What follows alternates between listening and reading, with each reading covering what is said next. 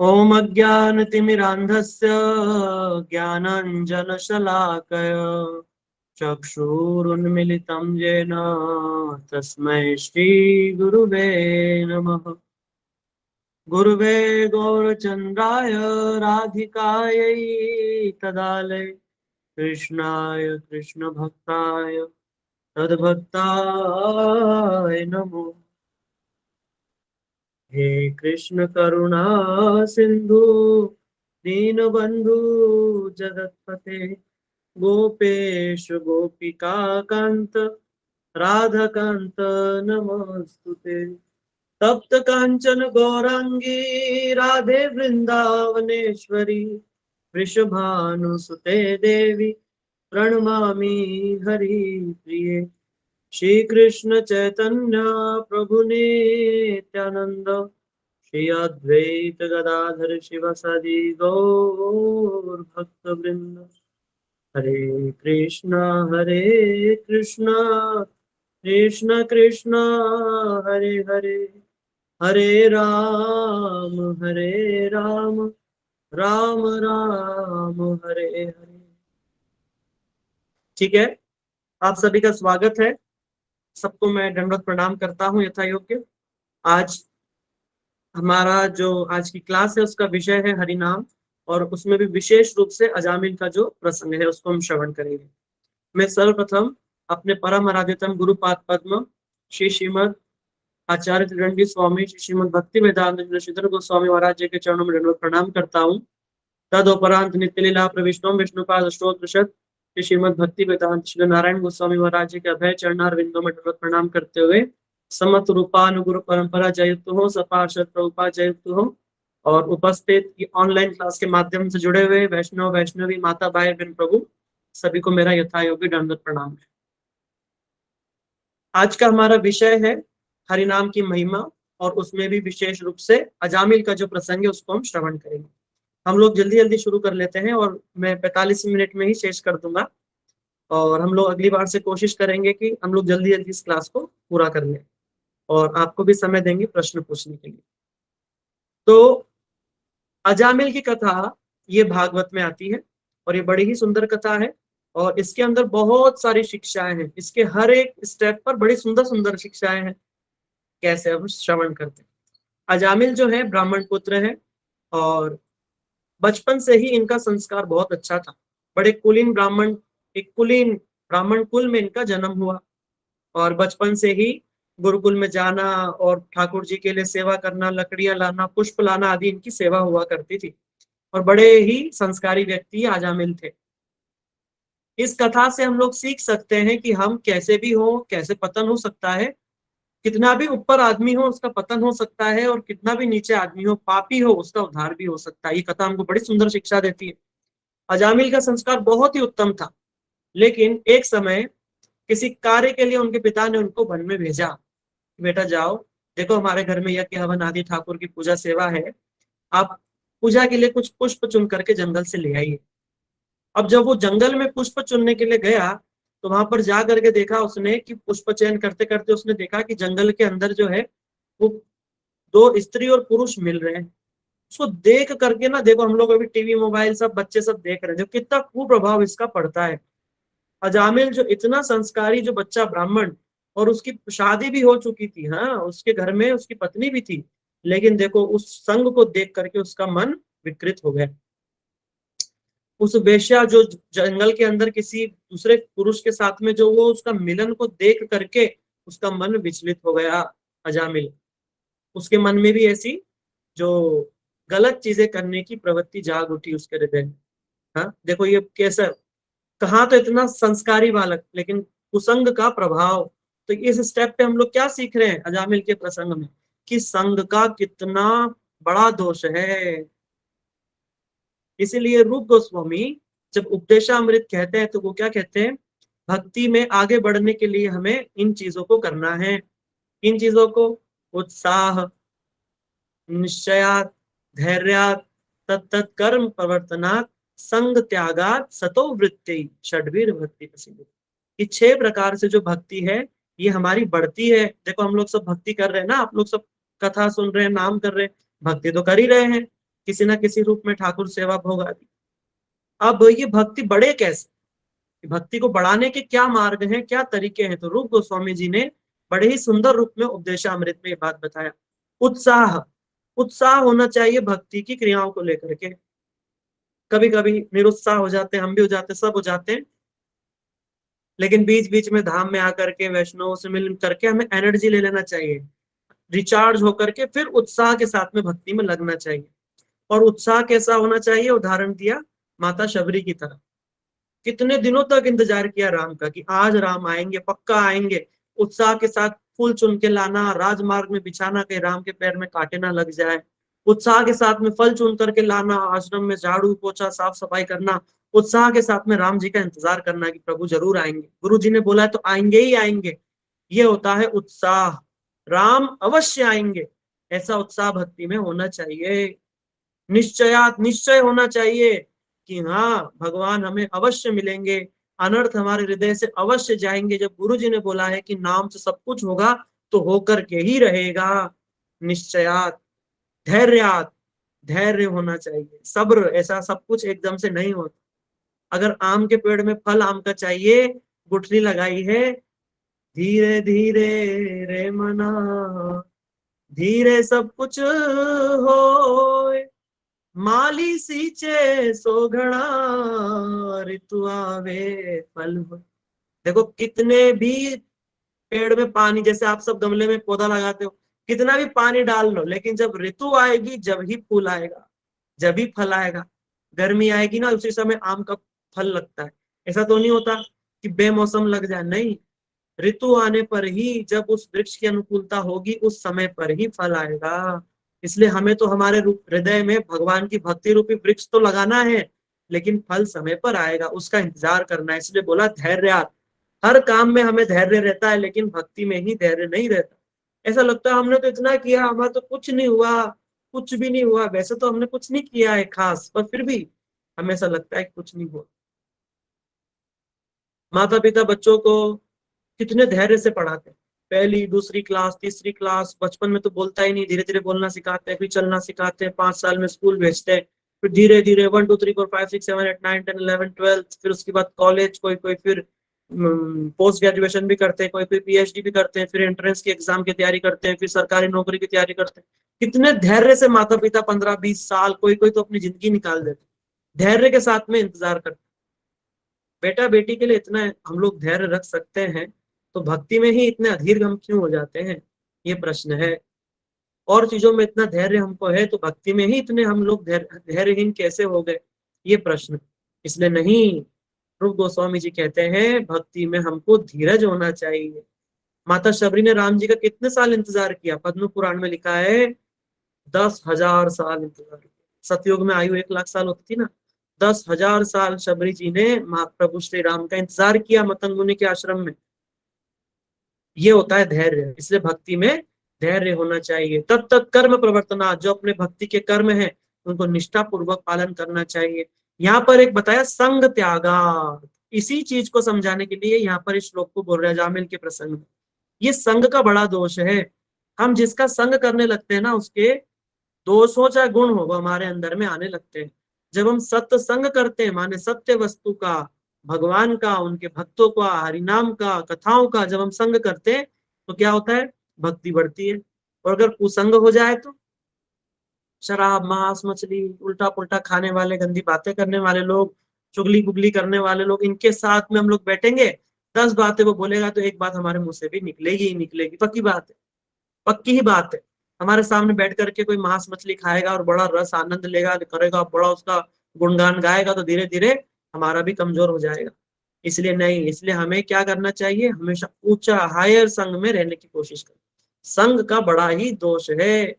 इसलिए अजामिल जो था वो बचपन में इतना, देखो सज्जन सत्य अच्छे घर में होने से भी, ब्राह्मण कुल में जन्म होकर के, और सारे के सारे जो ब्राह्मण में गुण होते उसके अंदर में थे, लेकिन ये जो वैश्या का जो उसने दर्शन किया, ये सब देखने से ही उसका सब कुछ मन खराब हो गया। उस वैश्या के पास ही चला गया, उस वैश्या से ही शादी कर ली, उस वैश्या के साथ में रहने लग गया, अपनी पत्नी को छोड़ दिया, माता पिता को छोड़ दिया, जा करके दूर जंगल में घर बना के रहने लगा। और जितने भी पाप कर्म होते हैं वो करने लगा, शराब मांस मदिरा उस वेश्या के संग से सब कुछ करने लगा वो। और धीरे धीरे धीरे धीरे जो भी पाप इस दुनिया में होते हैं सब कुछ अजामिल करने लगा। ब्राह्मणों को भी सताने लगा, गोवंश को भी सताने लगा, मार काट करने लगा, लोगों को मार देता था, काट देता था, गुंडा बदमाश बन गया। सोचो देखो कहां से उसका गिरावट शुरू हुई और कहां तक पहुंच गया। ये संघ का दोष अजामिल के जीवन चरित्र से हम देख सकते हैं। अब ऐसे करते करते अजामिल को कई संतानें हुई, बूढ़ा हो गया, 80-85 साल का हो गया।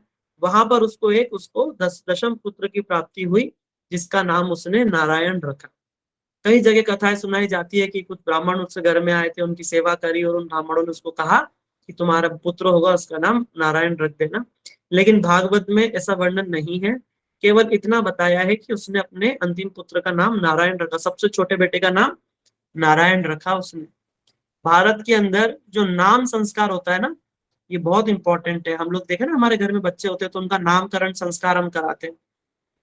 ये जो नाम का बच्चे के ऊपर बड़ा प्रभाव रहता है, जो उस नाम को बोलता है उस पर भी उस चीज का प्रभाव पड़ता है और जो सुनता है उसको भी प्रभाव पड़ता है। इसलिए उल्टे पुल्टे नाम, टिंकू मिंकू, ये सब नाम रख देते हैं ना, ये ठीक नाम नहीं होते हैं। इसलिए बढ़िया नाम, भगवान का नाम हो तो अति उत्तम है। इसलिए सुंदर नाम रखना चाहिए, ऐसा नाम रखना चाहिए जिसका बड़ा सुंदर अर्थ हो, या भगवान का नाम से अच्छा कुछ नहीं हो सकता। राम कृष्ण गोविंद मुरारी माधव केशव, कितने सुंदर सुंदर नाम। अर्जुन के नाम है भगवान, भगवान के भक्तों के नाम हम रख सकते हैं बच्चों के।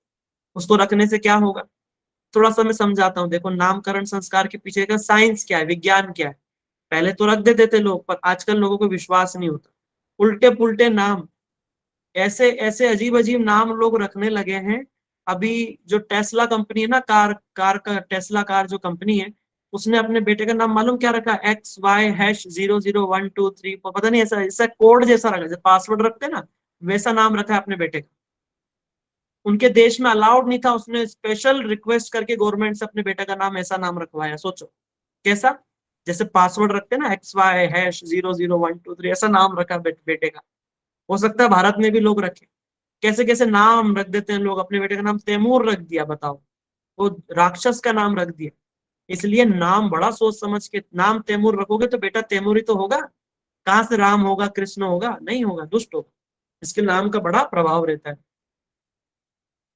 अब इसीलिए अब नाम का पीछे का देखो रहस्य कैसा। जिस समय बालक का जन्म होता है, हमारा भी जन्म हुआ, आप सभी जानते हैं सृष्टि के अंदर नक्षत्र ग्रह आदि की स्थिति होती है। आप सबने ज्योतिष थोड़ा बहुत सुना देखा होगा, एस्ट्रोलॉजी।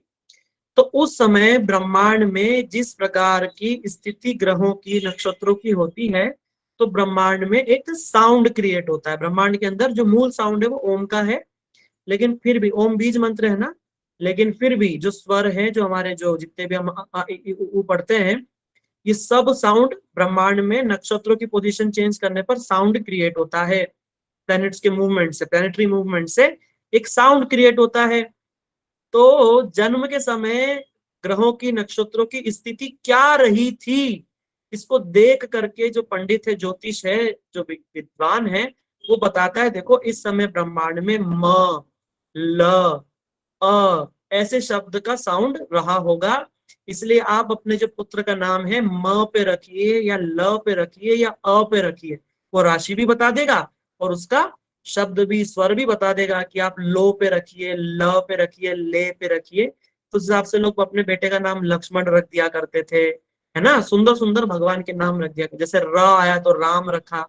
अब जितनी बार आप बुलाओगे राम, तो उस बालक का जन्म के समय वो शब्द का जो ध्वनि है वो उसके लिए अनुकूल होती है। जितनी बार आप उसको उस नाम से बुलाएंगे उतना ही उसका मंगल होगा। और अगर भगवान का नाम रख दिया, बस भगवान का नाम तो जो बोलता है सुनता है, वो सबका ही मंगल हो जाता है। अभी तो हम सुनने वाले आगे अजामिल के प्रसंग में, अभी सुनते चलिए। तो यहाँ नामकरण का रहस्य बताया गया। पहला हमने सुना संघ का कैसा दोष है, अजामिल देखो कितना दुष्ट हो गया। दूसरे नंबर पे हमने देखा कि कैसे नाम का कितना महत्व है। इसलिए बच्चों का जब भी नाम रखें तो बड़ा सुंदर सोच समझ करके नाम रखना चाहिए। हाँ, अपने से जो श्रेष्ठ, जो ज्ञानी है, साधु हैं, संत हैं, ब्राह्मण हैं, उनके पास में जाइए और अच्छा नाम रखवाइए। अपने मन मर्जी से सर्वज्ञानी होकर के नाम रखने से कभी कभी उल्टा पड़ जाता है ना। इसलिए हमको ये शास्त्र जो बोलते हैं वैसा करना चाहिए। तो अजामिल ने अपने पुत्र का नाम नारायण रख दिया। अब बूढ़ा तो था ही, पाप सारा जीवन किया ही था, और ऐसा कोई पाप नहीं जो अजामिल ने ना किया, और सबको दुख कष्ट तो दिए ही थे। तो अजामिल को लेने के लिए कोई भगवान के दूत तो आने वाले थे नहीं। अजामिल की मृत्यु का समय आया। मृत्यु का समय आया तो अजामिल के लेने के लिए वहां पर यम के दूत आए। तीन तीन ही दूत क्यों आए, ये प्रश्न है। तीन दूत इसलिए आए क्योंकि हम मन, क्रम और वचन, मन से, क्रिया से और वचन से हम लोग पाप करते हैं। इसलिए मन, क्रम, वचन से किए गए पापों का हिसाब किताब पूरा करने के लिए तीन यमदूत वही आते हैं। यमराज जी के दूत आए, उसके गले में काल फांस डाल करके उसके प्राणों को खींचने लगे। और जैसे ही उसके प्राणों को खींचने लगे और मृत्यु को देख करके और इतने भयानक यमदूतों को देख करके अजामिल वहां पर थर थर थर थर थर थर कांपने लगे, डर के मारे, भय में।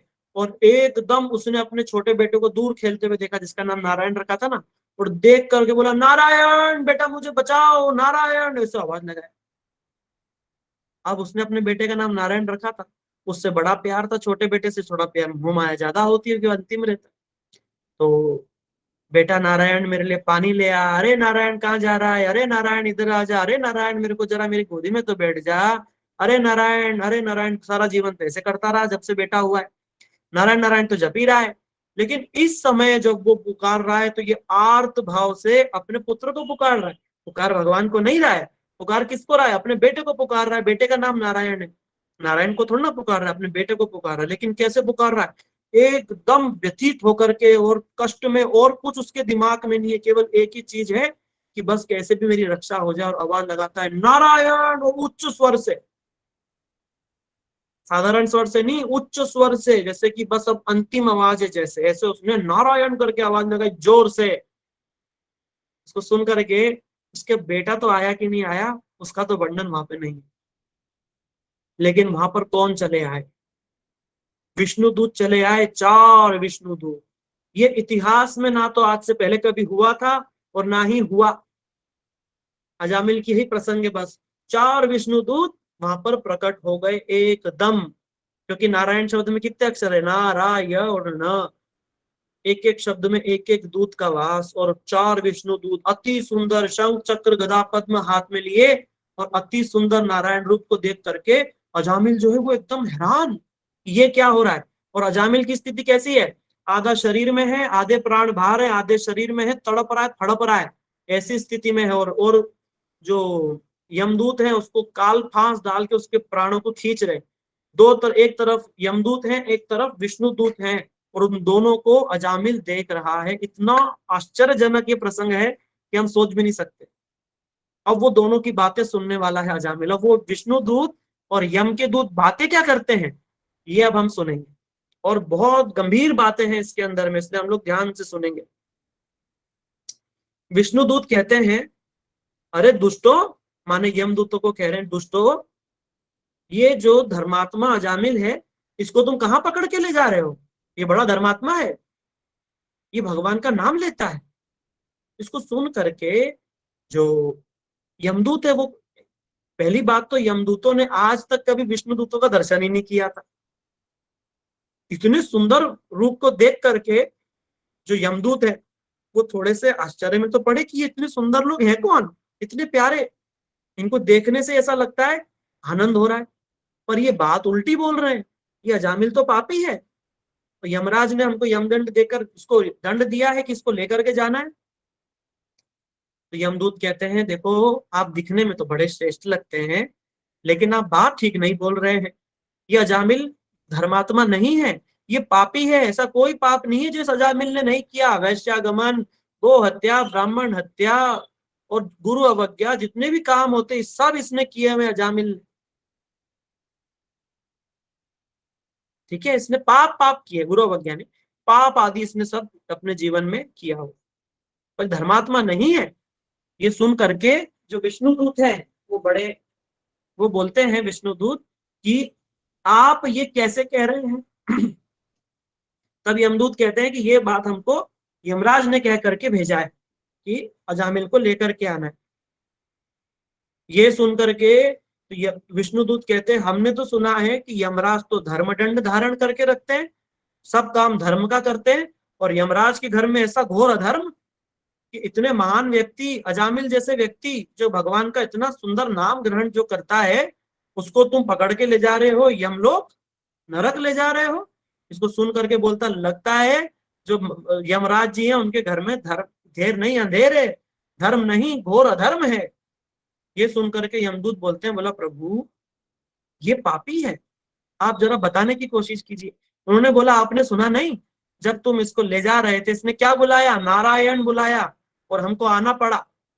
तो बोला प्रभु नारायण इसके बेटे का नाम है, प्रभु को थोड़ी ना बुला रहा है, ये बेटे को बुला रहा था, प्रभु को थोड़ी ना बुला रहा था, ये बेटे को बुला रहा था, तो इसका उद्धार थोड़ी ना होना चाहिए, इसको तो इसके पापों की सजा मिलनी चाहिए। तब वहां पर विष्णुदूत बताते हैं, देखो भाई भगवान का नाम साधारण नहीं है, भगवान का एक नाम जो है वो इतने पुण्यों का एक नाम जो तो पुण्य करे क्षय कि पापी की हिम्मत नहीं है कि उतने पाप कर पाए। एक नाम इतने पापों को काट सकता है कि पापी की हिम्मत नहीं कि इतने पाप कर ले, ऐसा भगवान का नाम की महिमा है। ये सुन करके वो बोलते हैं, बोला प्रभु लेकिन इसने तो नाम भी अपने बेटे का लिया है ना। तब वो बोलते हैं, देखो यमदूतो ध्यान से हमारी बात को सुनो, और ये जो अजामिल है ना, ये अधम की स्थिति में आधा बाहर आधा शरीर में डरता कांपता सोच रहा है कैसे भी बच जाऊं, और सब बातों को बड़ा ध्यान से सुन रहा है, बड़े अब इतनी ध्यान से सुन रहा है कि एक शब्द भी मिस नहीं कर रहा है। अजामिल क्या सुन रहा है, विष्णुदूत कह रहे हैं, सांकेत्यम पारिहास्यम स्तवो हवेलन्वा। बोला भगवान का जो नाम है वो चार प्रकार से भी ले लो तो सारे पाप क्षय करके अत्यंत भगवान का प्रेम प्रदान करने वाला है। कैसे चार प्रकार, सांकेत्यम, संकेत में भगवान का नाम ले लेना। संकेत में कैसे लेते हैं, जैसे वृंदावन में आप लोग आए होंगे ना, तो ऑटो वाला चलाता है तो हट जाओ ऐसे हाथ हिला करके, ऐसे हट जाओ नहीं बोलता, क्या बोलता, राधे राधे राधे राधे बोल रहा है, इशारा कर रहा है, लेकिन क्या बोल रहा है, राधे राधे बोल रहा है। तो क्या होगा, सांकेत्यम पारिहास्यम, माने हंसी मजाक में भगवान का नाम ले देना। हंसी मजाक माने हंसने हंसने की बात, जैसे ओ कन्हैया बड़ा कन्हैया बने फिरते हो, हंसी मजाक में भगवान का नाम लिया।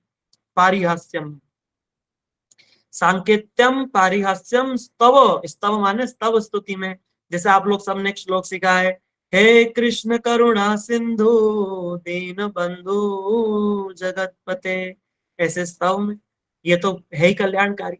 स्तवो हवेलेनवा, हवेलना पूर्वक भी भगवान का अगर कोई नाम ले ले, दुत्कार के हवेलना में भी भगवान का नाम ले ले, तो भी भगवान का नाम अपने फल को दे करके ही रहता है। ऐसे भगवान के नाम की अद्भुत महिमा है, अद्भुत भगवान के नाम की महिमा है।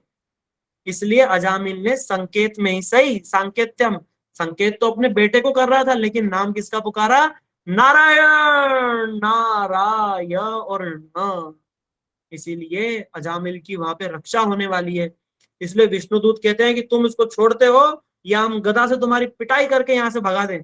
तब विष्णुदूत जो है वो बड़े ही वहां पर दुष्ट हो जाते हैं कि हमारे जो प्रभु हैं, माने जो यमराज हैं, वो धर्मराज हैं, वो अधर्म की बात कर नहीं सकते। पर ये विष्णुदूत भी बड़े पूजनीय से दिख रहे हैं, अब किसकी बात माने किसकी बात ना माने। लेकिन वहां पर विष्णुदूतों ने इतने सुंदर सुंदर तर्क, एग्जाम्पल्स के द्वारा, उदाहरण के द्वारा वहां पर सिद्ध किया कि भगवान के नाम लेने से पापी के सारे पाप नष्ट हो जाते हैं। ये सुनकर के यमदूत वहां से चले जाते हैं और यहाँ पर अजामिल की रक्षा हो जाती है। अब यहाँ पर देखो कई प्रश्न भी हैं, बड़े सुंदर सुंदर विचार है। पहला विचार, अजामिल ने पाप बहुत किए थे, बहुत सारे पाप किए थे ना, दुनिया भर के पाप किए थे, लेकिन अजामिल ने अपराध नहीं किया था। आप समझने की कोशिश कर रहे हैं, पाप उसने बहुत किए थे अजामिल ने, लेकिन अपराध नहीं किया था। किसी वैष्णव के चरणों में अपराध नहीं किया, किसी साधु की निंदा, साधु का ऐसे नहीं किया उसने। पाप तो किया लेकिन अपराध नहीं किया, इसलिए पाप तो उसने किया था। लेकिन अपराध नहीं किया था। इसलिए भगवान बोलते हैं अगर मेरे चरणों में भी पाप हो जाए, अपराध हो जाए, तो हरिनाम से कट जाता है। लेकिन वैष्णव का जो है वो बड़ा मुश्किल है, इसलिए वैष्णव से थोड़ा सावधान रहना। वैष्णव माने भक्तों से, भगवान के भक्तों से, उनके चरणों में हमें किसी भी प्रकार से अपराध नहीं करना चाहिए। इसलिए इसमें बड़ा सावधान रहने की जरूरत है। बाकी नाम अपना फल देता ही देता है। इसलिए अजामिल ने पाप तो बहुत किए थे, अब पाप किए और नारायण नारायण बोलने से, नारायण बोल देने से उसके सारे के सारे पाप नष्ट हो गए। लेकिन अगर कोई ये सोच करके ना भगवान का नाम जैसे पाप भी कर लो और राम राम भी कर लो, तब बात नहीं बनेगी, बल्कि उल्टा नाम अपराध होगा। जैसे 10 प्रकार के नाम अपराध है ना, सताम निंदा माने साधुओं की निंदा, उनकी ये सब करना, फिर उसके बाद में गुरु अवज्ञा करना, शिव आदि देवताओं को भगवान से बड़ा मानना, ये सारे के सारे नाम अपराध के अंदर में आते हैं। नाम के दम पर पाप करना, ये सब चीजों से बचना चाहिए। और जिसमें नाम की महिमा आदि जो ग्रंथ हैं, वेद उपनिषद पुराणों की निंदा करना, इन सब चीजों से बच करके नाम को हमें करना है, तब नाम का फल मिलता है। वरना फिर ये बोलेगे, बोला नाम तो कर रहे फल नहीं मिल रहा भैया, उसकी विधि का भी पालन करना होगा। विधि और निषेध दोनों का पालन करना पड़ता है। जैसे हम डॉक्टर के पास जाते हैं ना, डॉक्टर क्या करता है, डॉक्टर दवाई लिखता है, बोलते डॉक्टर हमको पेट में बहुत जलन मच रही है, एसिडिटी हो रही है, क्या करें। डॉक्टर बोलते देखो भैया ये दवाई खा लेना, और देखो थोड़ा दिन तेल मसाला कम खाओ, ज्यादा चटर पटर मत खाना, तेल मसाला खूब ऐसा तड़क भड़क के मत खाना, होटल पोटल मत खाना, होटल में मत जाना, 2-3 दिन खिचड़ी दलिया खाओ, शांति से रहो, ठीक हो जाएगा। अब कोई व्यक्ति दवाई तो ले आए और आकर के चकाचक छोले भटूरे फिर चालू कर दे, फिर ये सब मटर कुलचे राजमा चावल खाएगा, तो कभी ठीक होगा क्या? कभी ठीक नहीं होगा। दवाई तो ली पर परहेज कहाँ किया। इसलिए परहेज की भी बड़ी महिमा है, परहेज भी करना है। इसीलिए भगवान का नाम तो लेना है, नाम के साथ साथ में अनर्थ अपराधों से बच करके तब नाम लेना है। और यहाँ पर अजामिल ने जब अंतिम समय में नारायण पुकारा तो उसके समस्त पाप तो नष्ट हो गए, लेकिन पाप करने का समय उसको नहीं मिला। ये समझने की बात है, पाप उसके नष्ट हो गए, भगवान का नाम लिया, क्योंकि वो नहीं जानता था कि नाम लेने से क्या होता है क्या नहीं होता, इसलिए उसने अज्ञानता में लिया। लेकिन नाम अपना फल तो देगा ना, उसके सारे पाप नष्ट हो गए। पाप बीज नष्ट नहीं हुआ, पाप करने की वासना है, लेकिन पाप सारे नष्ट हो गए नाम लेने से। जैसे जैसे हम लोग तीर्थ में जाते हैं, है ना, तीर्थ में जाने से क्या होता है, जैसे गंगा जी गए, गंगा जी में डुबकी लगा ली, सारे पाप हमारे धुल गए, पाप तो धुल गए। लेकिन क्या हुआ, हरिद्वार से वापस आए, घर आकर के ट्रेन में वही चुगली करते हुए घर आए, वही लोगों को सताते हुए, हमारी सीट ना, ये मारेंगे कूटेंगे, लड़ाई झगड़े करते हुए घर पहुंचे। घर आते के साथ में सास बहू से, बहू सास से झगड़ा, बेटा माँ से, माँ बेटा से, बेटा पिता से, पिता बेटा से, झगड़ा पगड़ा कर रहे हैं, एक दूसरे को सता रहे हैं, फिर पाप कर रहे हैं, जानवरों को मार रहे हैं, सता रहे हैं दूसरे जीवों को। तो पाप तो धुल गए, पर पाप करने की वृत्ति थोड़ी ना धुली, वो तो हृदय में एज इट इज बनी हुई है। इसीलिए बोला कि हृदय में पाप का बीज होता है। पेड़ को काटो और बीज को मत उखाड़ो जमीन से, तो जितनी बार बारिश आएगी उतनी बार बीज में से वृक्ष निकल आएगा। ठीक बात है ना, बीज को खत्म करना होता है। इसलिए एक तो पाप होता है, एक पाप बीज होता है। पाप बीज को खत्म नहीं करेंगे जब तक पाप करने की वृत्ति नहीं जाती।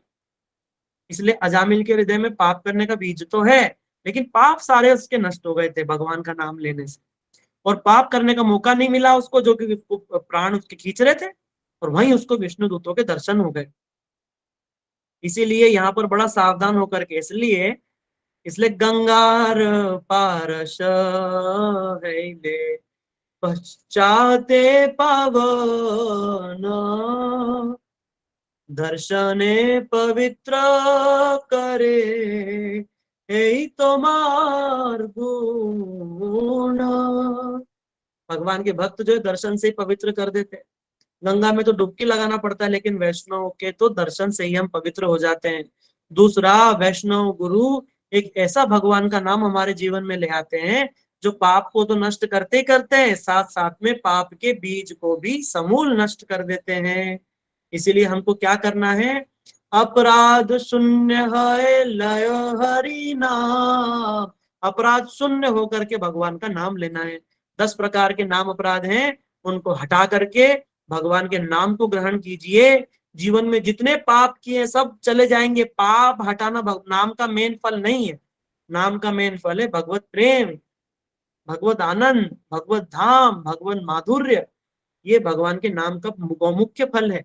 कौन फल है कि ये पाप आदि नष्ट हो जाते। कोई सोचे बड़े हमारे पाप नष्ट हो जाए भगवान का नाम, अरे वो अपने आप चले जाएंगे, अपने आप चले जाएंगे। उसके लिए अलग से चेष्टा करने की आवश्यकता नहीं है।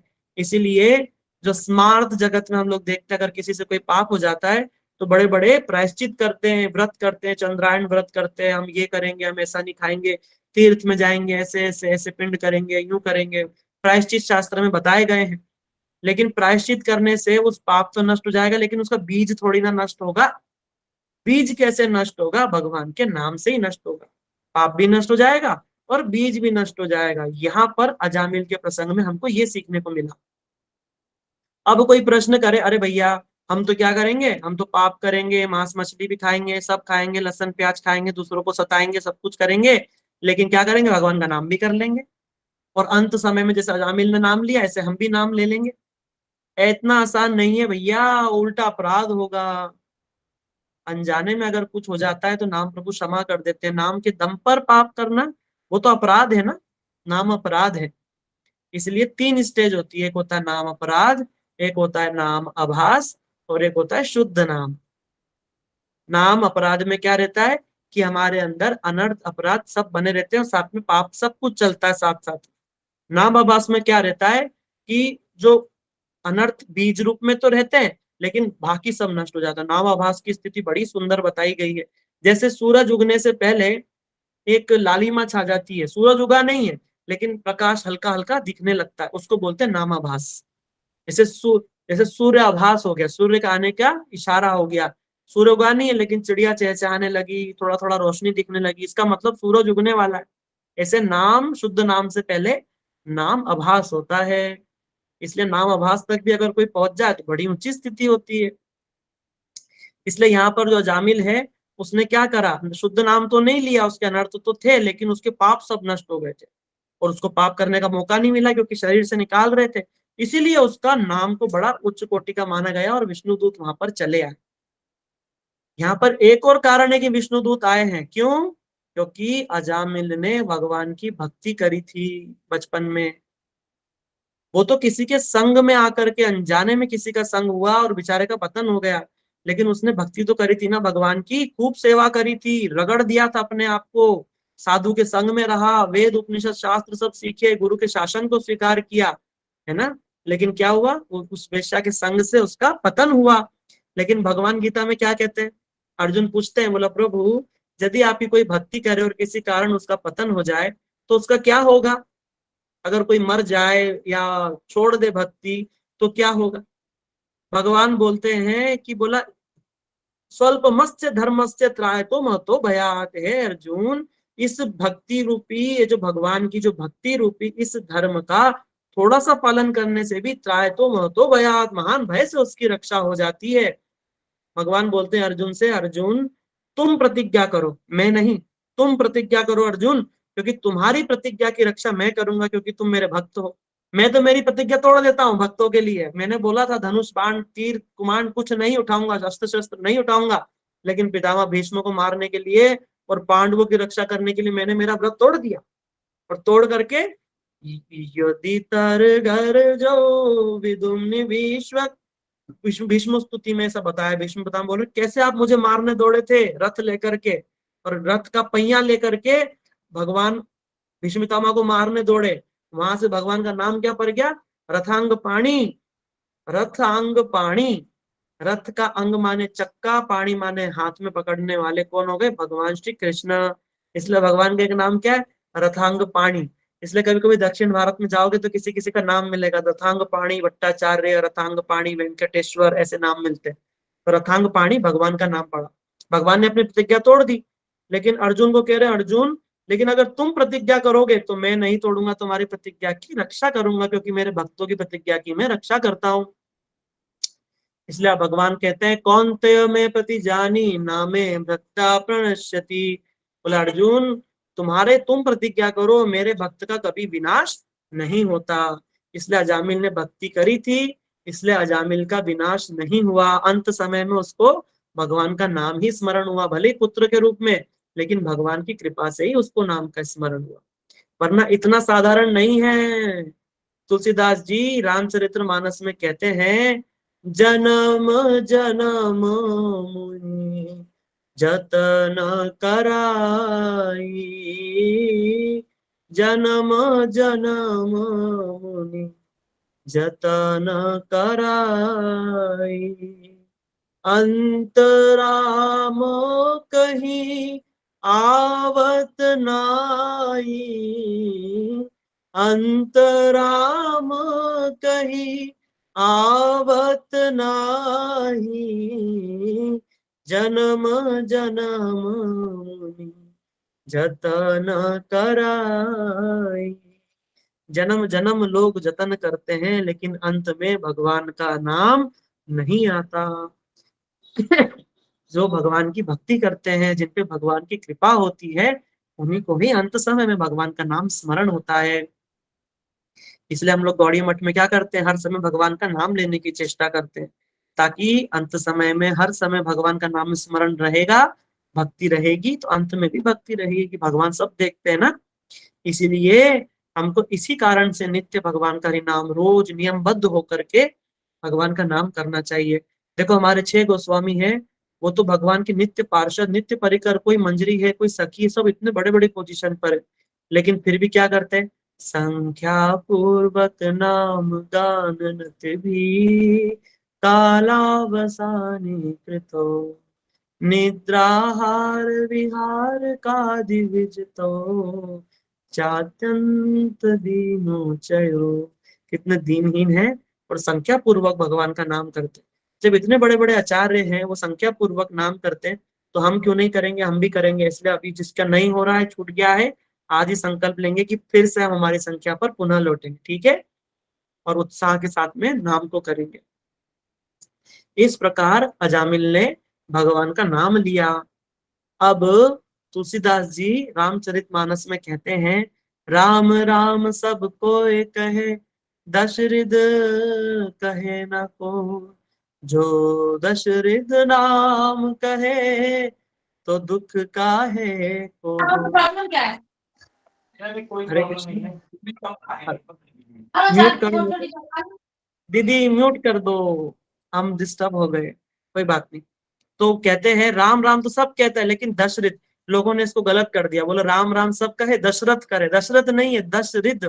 दशरथ माने दश अपराध रहित होकर के कोई नाम नहीं करता। अगर एक नाम भी नाम अपराध शून्य होकर के लिया जाए, तो एक नाम से ही सारे पाप कट जाएंगे, पाप तो छोड़ो, भगवान का प्रेम भी मिल जाएगा। इसलिए भक्ति विनोद ठाकुर जी का एक बड़ा सुंदर कीर्तन है, उसमें कहते हैं, गाय गौरा मधुर स्वरे, माने गौर महाप्रभु बड़े मधुर स्वर में गा रहे हैं। क्या गा रहे हैं, हरे कृष्णा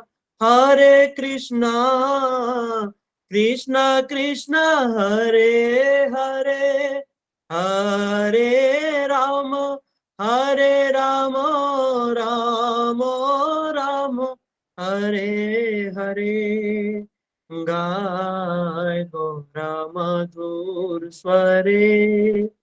सब मधुर स्वर से भगवान का नाम गाओ।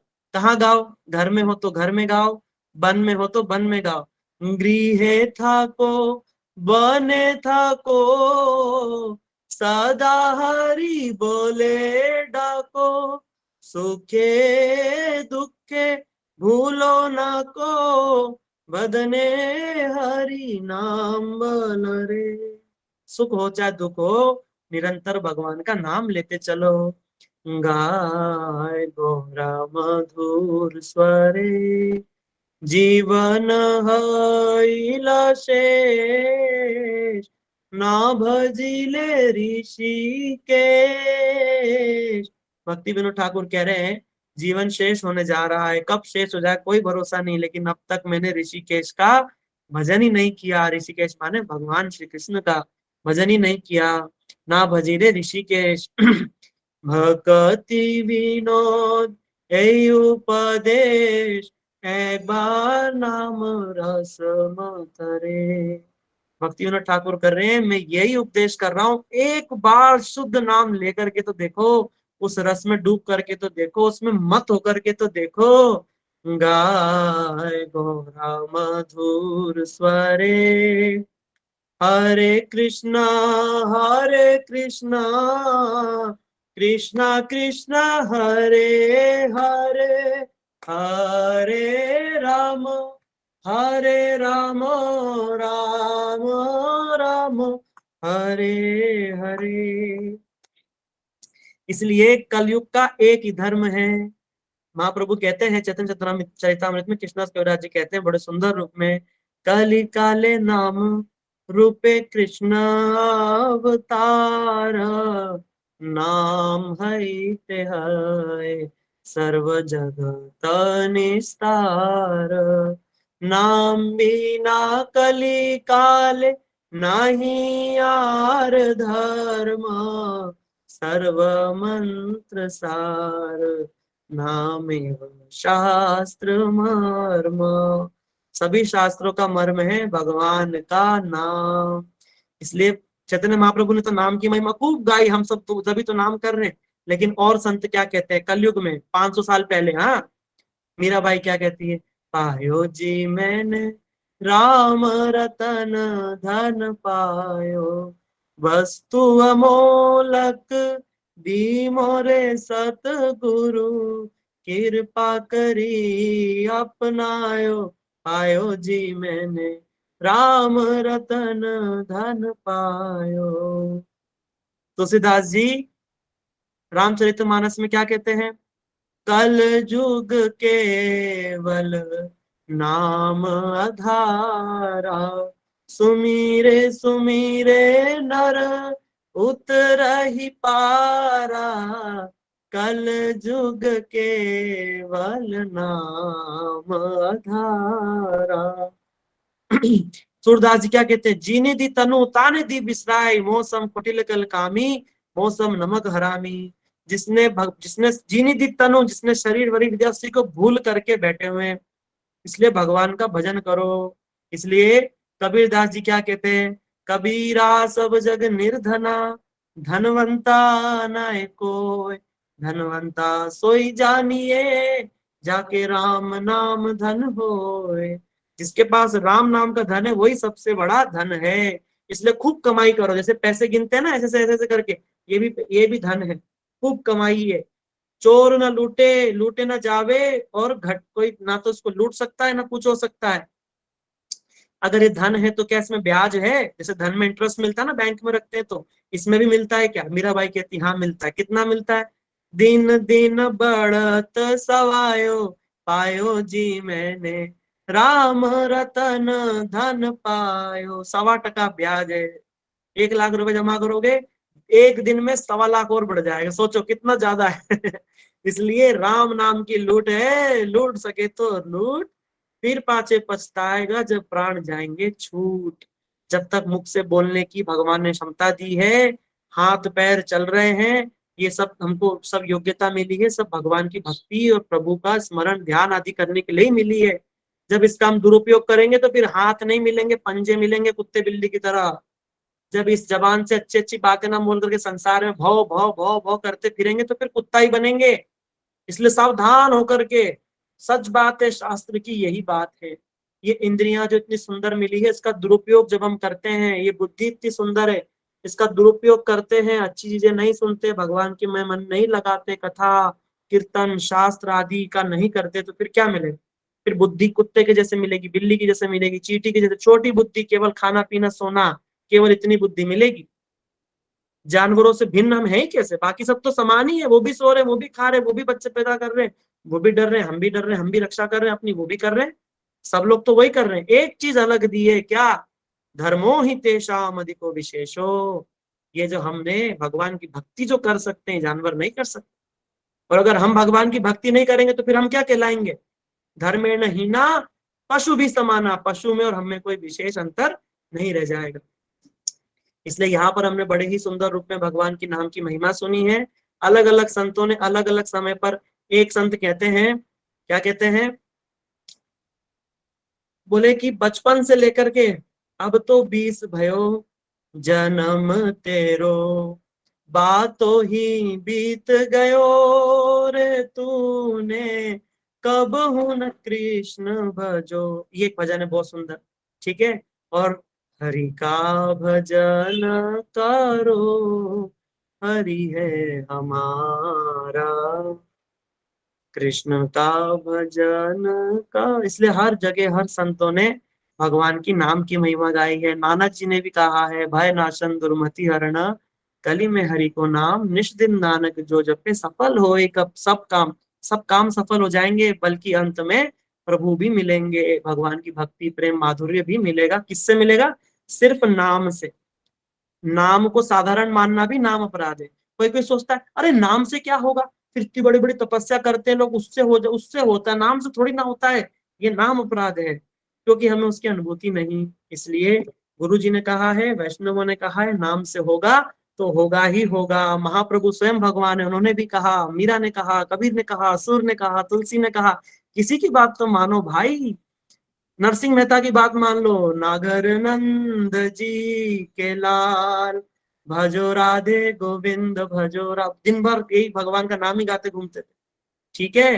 भारत के सभी संतों का विशेष रूप से कलयुग में यही आदेश है कि क्या कीजिए, जन्म जो सुधारा चाहो तो राम नाम लीजिए। जन्म सुधारना है तो क्या लेना होगा? भगवान का नाम।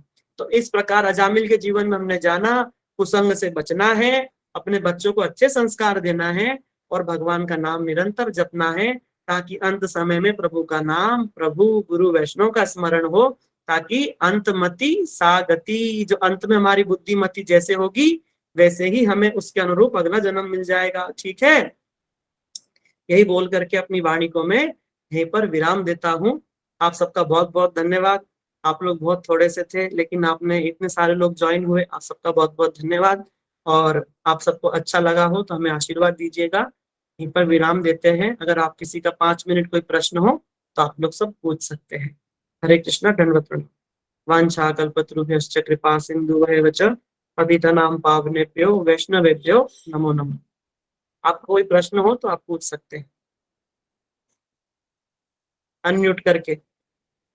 पिछली क्लास में भी कोई प्रश्न हो या इस क्लास में कुछ भी प्रश्न हो आप पूछ सकते हैं, और जरूर पूछना चाहिए। प्रश्न पूछने से ही पता चलता है कि हम कुछ कर रहे हैं नहीं कर रहे हैं, आगे बढ़ रहे हैं कि नहीं बढ़ रहे हैं, ठीक है। इसलिए प्रश्न जब भी तो आएगा जब हम कुछ करेंगे, इसलिए अच्छे से अच्छे रूप में देखो। कितने निस्वार्थ रूप से हमारे सुंदर गोपाल प्रभु हैं, हमारे सब दीदियां हैं, है ना। गौरवाणी दीदी है, गौरांगी दीदी है, ये पायल है, अपना सब काम छोड़ करके केवल भक्ति के लिए, आप भगवान की प्रीति के लिए सब सेवा कर रहे हैं। अगर हम लोग अच्छे से नहीं सुनेंगे, समय से कथाओं को नहीं सुनेंगे, सबकी मेहनत खराब जाएगी। नुकसान किसी का भी नहीं होगा, नुकसान किसका होगा? हमारा खुद का होगा नुकसान। प्रभु जी हरे कृष्णा। आप लोग पूछिए। प्रभु जी हरे आवाज आ कृष्ण रही माता है? जी।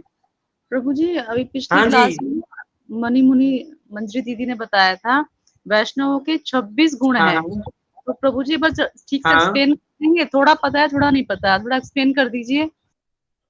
हाँ माता जी, देखो गुण क्या होते हैं। देखो, वैष्णवों के अंदर बहुत सारे गुण होते हैं। गुण माने उन गुणों से हम लोग पहचान सकते हैं, है ना। लेकिन उसमें सबसे जो मुख्य गुण है, बहुत सारे गुण है, जैसे तितिक्षव माने धैर्यवान होते हैं। और क्या होता है उनके अंदर में? शांत होते हैं, अव्यक्त कालत्वम, बहुत सुंदर सुंदर वैष्णव जितने भी गुण है सब वैष्णव में, भगवान के भक्तों में ही होते हैं।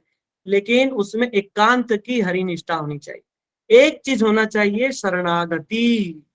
सभी गुणों का मूल है भगवान के चरणों में शरणागति। सारे गुण हैं, बहुत सुंदर हैं, शांत रहते हैं, सबसे प्यारा सबसे प्यारा व्यवहार है, कोई क्रोध नहीं करते हैं किसी के, सब पे दयालु होते हैं, कृपालु होते हैं, सारे गुण हैं। लेकिन भगवान के चरणों में शरणागति नहीं तो सब कुछ बेकार, सब कुछ बेकार।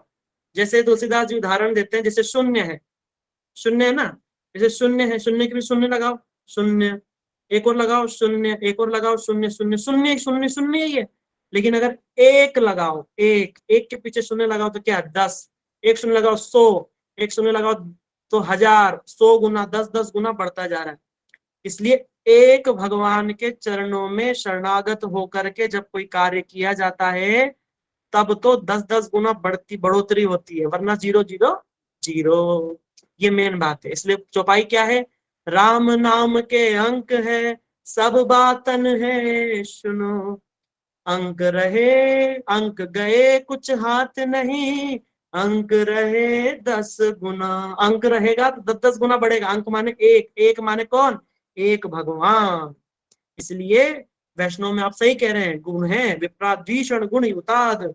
वैष्णव के अंदर, ब्राह्मणों के अंदर द्विषण गुण, कहीं कहीं बताया 12 गुण होते हैं, कहीं 24 गुण वैष्णव में बताया। इस प्रकार कई कई गुण बताए हैं, लेकिन उसमें सबसे मुख्य गुण क्या है? बोलिए आप, क्या सुना? अनुगत्य में रहना, गुरु की अनुगत्य में रहना, भगवान की गुरु की अनुगत्य में, शरणागति। भगवान हाँ, की शरणागति। शरणागति, शरणागति, ठीक है। भगवान की होगी तो अपने आप सबकी हो जाएगी, गुरु वैष्णव की भी हो गई है। देखो, हरि गुरु वैष्णव ये एक ही तत्व है, सब एक मिला जुला करके एक ही है, ठीक है। प्रभु जी एक और था, ब्रह्मांड में 14 लोग हैं, लोक हैं, हाँ ये समझ में नहीं हाँ, आया। क्यों? किसमें क्या समझने वाली बात है? 14 ही तो लोग है। धरती बीच में है, 6 नीचे 7 ऊपर है, 7 और 7 14। जैसे मोह जन सत तप, ये सब ऊपर के लोग हैं। ताल तलातल पतातल रसातल पाताल, ये सब नीचे के हैं लोग। सुतल वितल, है ना, लोग हैं। जैसे 14 लोग है ना, 14 प्लेनेटरी सिस्टम, जो ब्रह्मा जी के, जो भगवान नारायण जो गर्भोदक्षाय विष्णु के नाभि कमल से ब्रह्मा जी प्रकट हुए, और ये जो 14 लोकों के निर्माण उन्होंने किया। 14 लोकों में अलग अलग प्रकार के जीव रहते हैं, कहीं देवता रहते हैं, कहीं मनोवैज्ञानिक रहते हैं, कहीं सुतल लोक में, जैसे आप सब जानते हैं, सुतल लोक में बलि को राज्य मिला हुआ है, नीचे पाताल में नाग लोग आदि हैं, पृथ्वी में हम लोग रहते हैं, ठीक है। ठीक है प्रभु। हाँ, तप लोक है, सतलोक में ब्रह्मा रहते हैं। ऐसे सब अलग अलग लोक में अलग अलग लोग रहते हैं।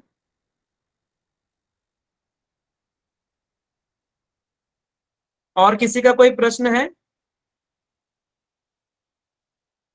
ठीक है, बहुत सुंदर। आप सबका कोई प्रश्न हो, और देखिए, आप सबसे हाथ जोड़ के प्रार्थना है, जितना भी करते हैं हरिनाम जरूर कीजिएगा, और संख्याबद्ध होकर के कीजिए। जैसे आप लोगों को टाइम नहीं मिलता, नए नए जुड़े हैं, भले ही 4 माला करते हो, पर 4 से कम मत कीजिए। मन हो ना हो, मन लगे ना मिले, रीझ के या खींच के भगवान का नाम जरूर कीजिए। इसलिए क्या बोलते हैं, उदाहरण दिया, जैसे जो बीज होता है ना, जैसे गेहूं का बीज है, अगर उसको भूमि में सीधा फेंको, चाहे उल्टा फेंको, आड़ा फेंको, चाहे टेढ़ा फेंको, उसमें से वृक्ष निकलेगा ही, गेहूं का पौधा निकलेगा ही निकलेगा। इसे भगवान का नाम भी है। कैसे भी लो, भगवान का नाम फल देगा ही देगा।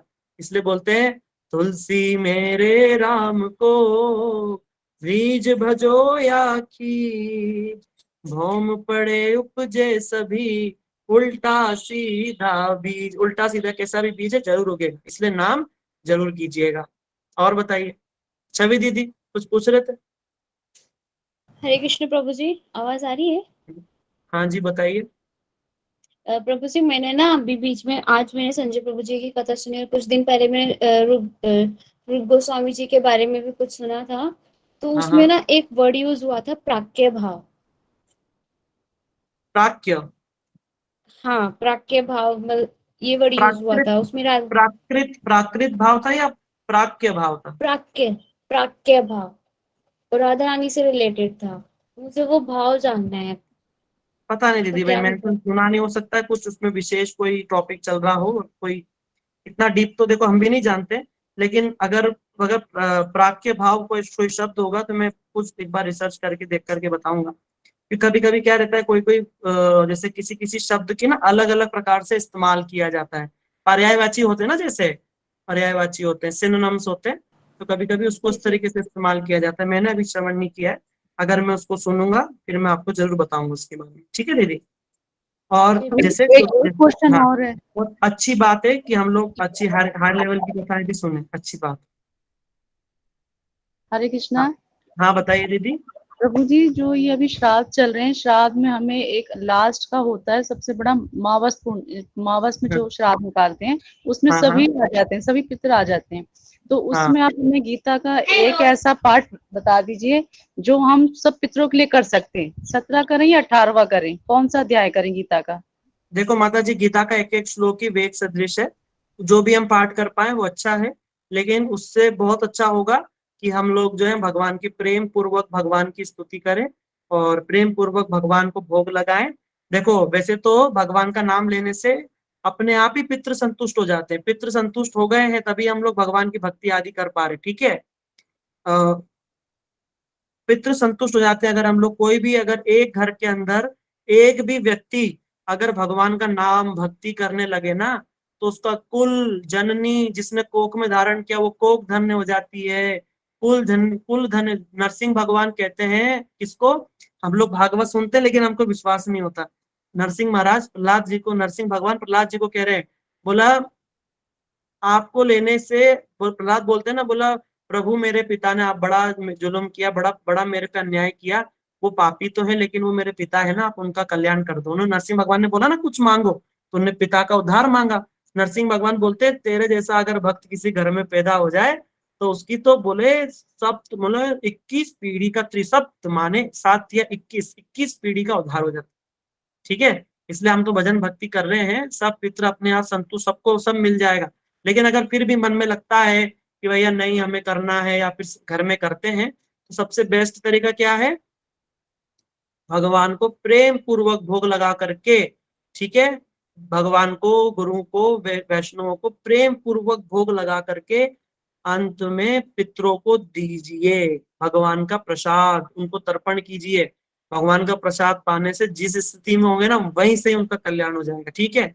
भगवान का प्रसाद उनको मिलना चाहिए, ठीक है। ठीक है प्रभु जी, पहले भगवान को प्रसाद लगा देंगे फिर हाँ पितरों का प्रसाद निकालेंगे। हाँ, ऐसा कर लीजिए। वैसे तो जरूरी नहीं रहता, लेकिन फिर भी जैसे आपको मन की संतुष्टि के लिए अगर ये करेंगे तो इससे अच्छा कुछ भी नहीं होगा, ठीक है। और किसी का कोई प्रश्न है?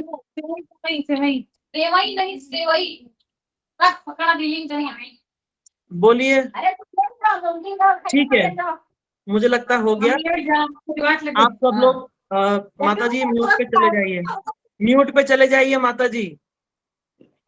हाँ ठीक है, अभी देखिए आप लोगों ने सबने बहुत अच्छी अच्छी बातें सुनी है, इनको अपने जीवन में पालन कीजिएगा, कोशिश कीजिएगा थोड़ी थोड़ी, हम पे भी कृपा कीजिए, हम भी पालन करें। और जहां भी है वहां से ऊपर उठने की कोशिश कीजिए, जिस भी स्थिति में है, ठीक है। जैसे स्कूल में होता है ना, फर्स्ट क्लास से सेकंड में आते हैं, थर्ड में आते हैं, वही की वही नहीं रहना है, हमें भक्ति में आगे बढ़ना है, ठीक है। जहां भी है वहां से ऊपर उठने की कोशिश कीजिए, यही बोल करके अपनी वाणी को विराम देता हूँ। और आप लोग सब एक्टिव रहिए, ऐसा नहीं कि अब हमारा हो गया, हमें आ गया। अभी तो हम क्लास शुरू करने वाले हैं, तत्व सिद्धांत बताने वाले हैं, अभी तक तो बेस ही बना रहे थे, और अभी आप लोग सब ज्वाइन करना बंद कर देंगे तो कैसे चलेगा। इसलिए सब लोग ज्वाइन कीजिए, टाइम से कथाओं को सुनिए, और ग्रुप पे मैसेज भी कीजिए, ग्रुप में शांत मत बैठिए, अपने प्रश्न पूछिए, उत्तर देंगे सब लोग, ठीक है। और अभी क्लास खत्म होने के बाद में सब ग्रुप में बताइए कि आपको क्लास कैसी लगी, आपका कोई प्रश्न है वो पूछिए, और जो जानना चाहते हैं वो भी उस क्लास में मेंशन कीजिए। मैं उम्मीद करता हूँ कि सब लोग ग्रुप में जरूर बातें करेंगे, हम लोग सब इंटरेक्शन बना रहेगा, तो हमें भी समझ में आएगा कि वहां पर क्या रिक्वायरमेंट है, और आप भी अपनी भावनाओं को व्यक्त कर पाएंगे। यही बोल करके मैं अपनी वाणी को विराम देता हूँ। हरे कृष्ण प्रभु, सबका दंडवत बहुत बहुत प्रणाम। धन्यवाद। हरे कृष्णा, दंडवत। हरे कृष्ण प्रभु, दंडवत प्रणाम। मैंने कुछ पूछना था आपसे। हरे कृष्ण प्रभु जी। हाँ प्रभु जी, मैंने ये पूछना था, जैसे हम भगवान जी को भोग लगाते हैं, ठाकुर जी को, राधा रानी को भोग लगाते हैं, तो जब हम भोग लगाते हैं तो क्या हमें पहले गुरु जी को देना चाहिए कि डायरेक्ट राधा रानी ठाकुर जी को देना चाहिए? माता जी उसमें दो भावनाएं, दो तरीके से भोग लगाने की विधि। एक तो हमारे जो मठों में जैसे विधि जो बताई जाती है साधारण रूप में, जो कि हमारा जो वैधि भक्ति, जैसे जो अर्चन दीपिका आदि में बताया कि पहले भगवान को मंत्रों के द्वारा, गोपाल मंत्र आदि आचमन देकर के, पाद्यम आचमनियम है ना, एतत् पाद्यम आचमनियम आसनम पुष्पांजलि करके, वे एति नैवेद्यम करके भगवान को नैवेद्य अर्पण किया जाता है गोपाल मंत्र के द्वारा। फिर उसके बाद में जब भगवान भोग ग्रहण कर लेते हैं, फिर उसके पश्चात गुरु जी को, भगवान को आचमन करा करके, फिर गुरु जी को, वैष्णव को, ब्रजवासियों को, वृंदा देवी आदि सब भक्तों को आमंत्रित करके वो भोग अर्पण उनको किया जाता है, ठीक है। फिर वो लोग उसको ग्रहण कर लेते हैं, तब बन जाता है महाप्रसाद। एक विधि ये है। साधारण रूप में कभी कभी जैसे हमको नहीं कुछ विधि मालूम है, कुछ भी मालूम कि गुरु जी को भोग कैसे लगाना है क्या, तो हमारी सबसे बड़ी बात इस भोग में है हमारी भावना। हम क्या बोल सकते हैं, बोले हे गुरुदेव हम कुछ नहीं जानते, हमने जैसे तैसे बनाया, बोले गुरुदेव आप भगवान को भोग लगाइए, आप देंगे ना तो आप भगवान जरूर स्वीकार करेंगे, क्योंकि वैष्णवेर आवेदन कृष्ण दयामय, वैष्णव जब आवेदन करते हैं तो भगवान दया पूर्वक स्वीकार कर लेते हैं, ठीक है ना। इसलिए इस भावना से भी लगा सकते हैं, जैसा हाँ आपको प्रभु जी, हाँ जी, नहीं मैं तो ऐसे प्रभु जी बोलती हूँ, मुझे पता नहीं है कि ठीक है या गलत है। एक बार हम जैसे सिखाएंगे आप सबको ना, भोगों की विधि भी गुरु, सिखा देंगे, ठीक। गुरु जी को मैं पहले गुरु महाराज जी को ही बोलती हूँ कि आप ठाकुर जी को भोग लगाइए, राधा रानी जी को भोग लगाइए, ठीक फिर है, आप भी प्रसाद पाइए और हमें भी अपना उचित दें। ठीक है प्रभु जी, ऐसे कि नहीं, गलत तो नहीं है कि? गलत तो नहीं कह सकते, देखो भावना की बात रहती है इसके अंदर, गलत इसमें कुछ भी नहीं है। बाकी जी ये है कि एक बार हाँ, गुरु जी से जरूर पूछना, ठीक है, ठीक कि मैं ऐसे ठीक लगाती है, हूँ, आपकी कैसी इच्छा है कि मैं कैसे लगाऊं, ठीक है।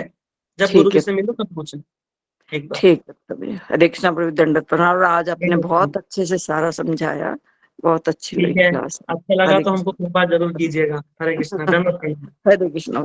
हरे कृष्णा। हरे कृष्णा, सबको प्रणाम है। हरे कृष्णा। हरे कृष्णा, दंडवत प्रणाम। हरि हरि बोल, हरि दंडवत प्रणाम, दंडवत। हरे कृष्णा। हरे कृष्णा प्रभु जी, दंडवत प्रणाम प्रभु जी।